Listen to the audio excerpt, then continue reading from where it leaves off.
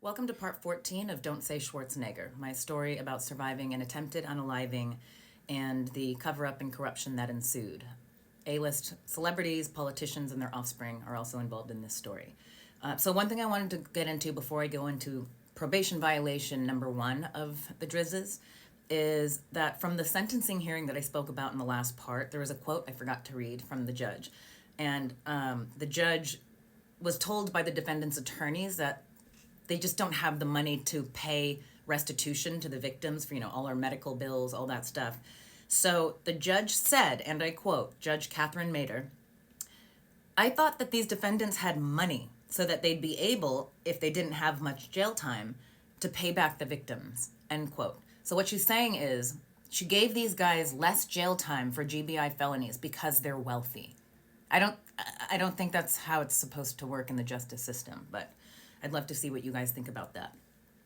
So now we are in probation violation hearing number 1, which is mid-February of 2017, which is less than 2 months after the sentencing of the 45 non-consecutive days in a fancy private jail of their choosing, which is Seal Beach Detention Center. And this is also 5 months after they were convicted.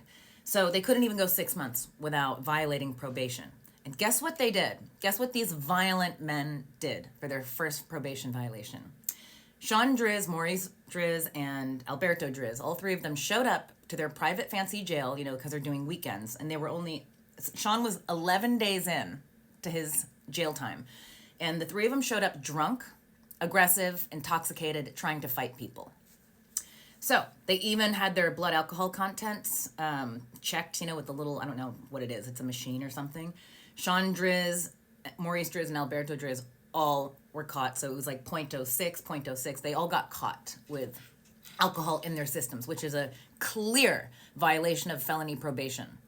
So we were even actually told by the DDA, when we found out about the lenient sentencing, he was like, but don't worry, Ann, these guys, there's a good chance they're going to violate probation, and we don't need to even have a blood alcohol breathalyzer or anything to prove it and to send them back to prison.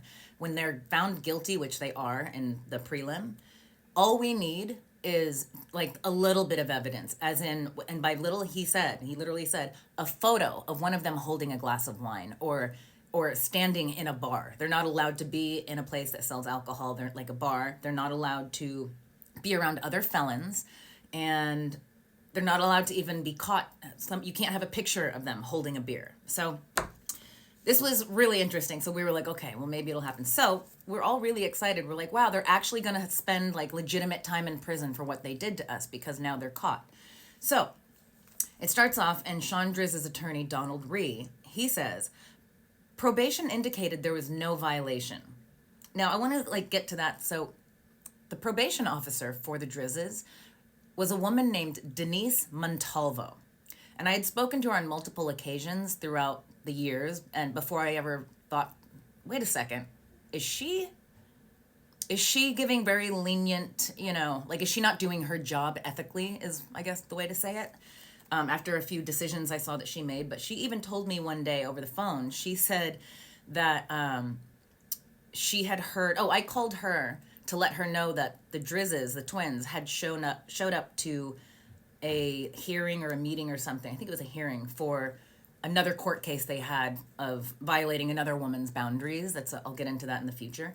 But I found out that at that hearing, they looked really disheveled, as if they hadn't slept in days, type of disheveled. So I called the probation officer, told her this, and she responded to me and said, actually, I noticed that last time I saw them, they looked really disheveled as well. That's really great. I'm going to note that down. So I was like, okay, cool. So the judge says in this hearing, she says, Alberto and Maurice were terminated from the jail program, but not Shawn Driz. Again, he got somehow, they're all doing the same thing, and he's doing something usually worse. And he was told that Shawn was allowed to finish his 45 days in the private fancy jail, while Alberto and Maurice were kicked out and they weren't allowed to go to any other fancy jails. So then Thomas Mesereau, one of the criminal defense attorneys, says about Shawn, he says, the probation officer said, the rules do not specify that an inmate be sober upon check-in. We don't care what Seal Beach Fancy Detention Center has for rules. That doesn't override the felonies that they got in LA County in Los Angeles. That has nothing to do with it. But in this hearing, they allowed this to override Judge Catherine Mader and everybody that was in our court case, as if it didn't even exist. So the probation officer, Denise Montalvo, put in a letter saying, having alcohol in your system upon check-in is not a violation of the rules. Again, doesn't matter what Seal Beach says, but they're using this. They're standing up on this. So then Thomas Mesereau said, look, it's a violation of common sense, but it's not a formal violation of probation. And then Maurice Driz's attorney, Mark Worksman, says, and he's really excited to add this in. He's like, and they haven't even been arrested any more times since the last time. So they were really excited about that. Like, they get a sticker on the fridge or something. I don't know what happens with that. The DDA then says, and the DDA was amazing, and he said in court, he was like, look, the defendants aren't supposed to have any alcohol. It's zero tolerance. They're on felony probation for a violent crime. And he said if they can't serve their sentence, that is a probation violation, which it is. Then Thomas Mesereau, he's Alberto's attorney. He goes, yeah, but Alberto has diabetes and Maurice has sleep apnea. So, they can't go to county or prison because, whatever. Then the judge says that the probation officer wrote, it can't be a probation violation when the rules don't specify you can't do that. Do you need a letter to say that you shouldn't father children with a goat to know that you're not supposed to do that? Because I'm wondering, it's crazy.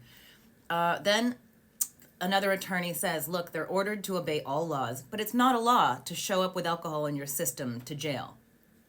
It's a felony probation violation. So they also noted again that because of the felony convictions that Maurice and Alberto had been expelled from Blaze Pizza, but they never mentioned Shawn, which is very interesting. And I also have more to add in the future about what expelled from Blaze Pizza means.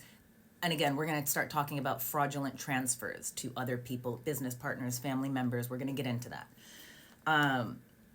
So then this hearing ends with Thomas Mesereau, Alberto's attorney, says, look, this is interesting. He says, and I quote, I don't think it was understood at the sentencing, which was just a couple months prior to this. He says, I don't think it was understood that all the Blaze Pizzas were all going to be pulled. They had 12 locations that they owned at the time.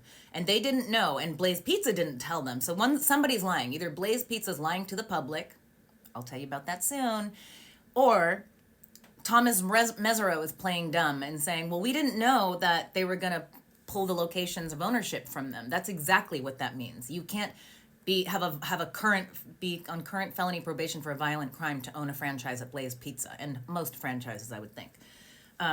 So anyways, when he said that, that was 3 months after the convictions.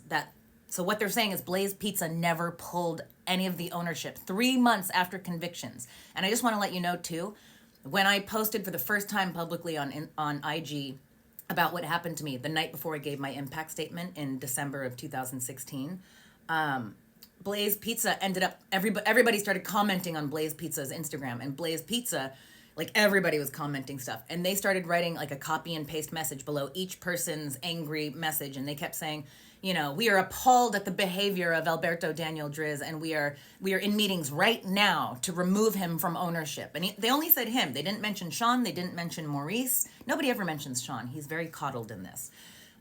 So that's a huge thing for Blaze Pizza to actually say, we are in meetings right now, and I'm going to put those screenshots up next. Because it means nobody forced their hand until I went public, and then the public got angry and then went to their IG. So it's really interesting. So that's the end of this probation violation. They said, so Shawn was allowed to stay in, fancy private jail, and the twins actually had to go to county jail and spend the remainder of their 33 days left. So they went there, but I'll let you know how that turned out for those last 33 days. Okay, we're at the very end of 10 minutes. So, all right, I guess we'll move on to what happens with this and then the next probation violation. Thank you guys so much for following along, supporting, commenting, sharing. Definitely some of my posts are being suppressed, so I really appreciate you guys with all of your amazing support. Thank you.